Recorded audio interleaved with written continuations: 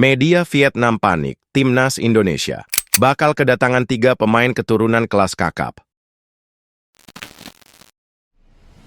Media Vietnam Soha.vn terlihat panik dengan strategi naturalisasi pemain yang diambil Timnas Indonesia. Mereka mengklaim dalam waktu dekat akan ada 3 pemain kelas kakap yang jadi WNI.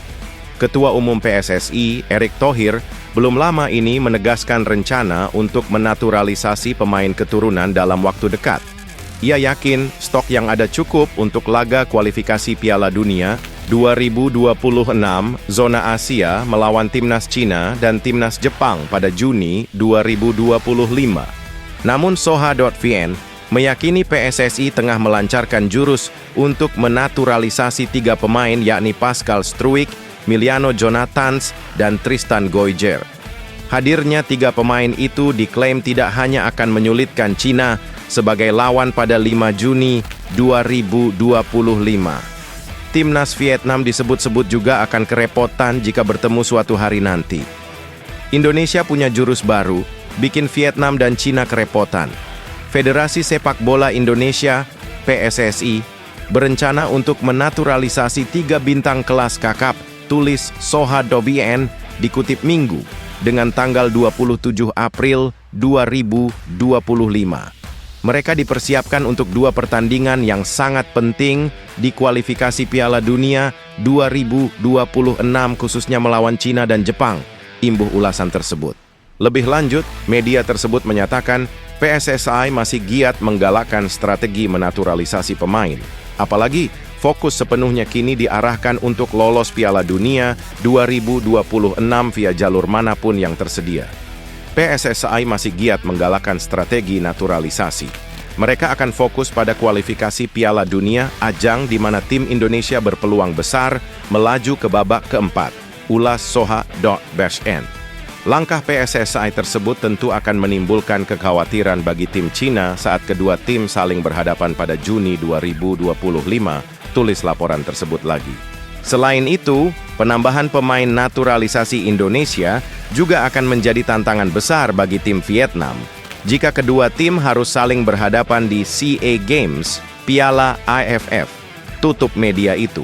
Khususnya bagi lawan selanjutnya, Timnas Indonesia dalam lanjutan kualifikasi Piala Dunia 2026, yakni Cina. Klaim tersebut tidak asal dilontarkan publik Vietnam. Mereka berani berasumsi demikian karena status para pemain.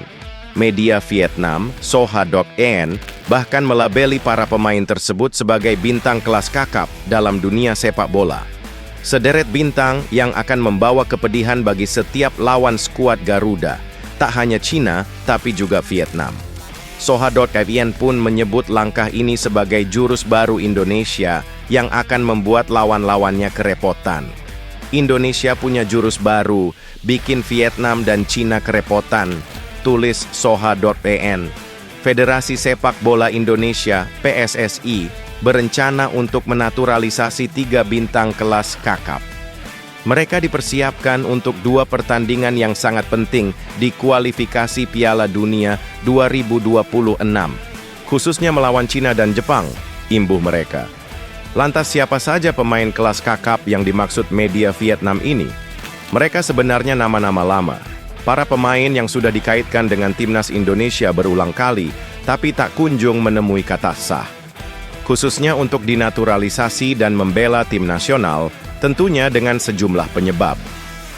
3 pemain yang dimaksud adalah Pascal Struijk, bek Leeds United yang masih berusia 25 tahun. Isu Pascal Struijk dinaturalisasi Indonesia mencuat setelah kedapatan satu tribun dengan pelatih timnas, Patrick Kluivert. Meski begitu, belum ada informasi resmi perihal ia tidaknya sang pemain masuk dalam proses naturalisasi. Nama kedua adalah Miliano Jonathans. Sosoknya mencuat setelah sang ayah pergi ke Indonesia untuk mualaf.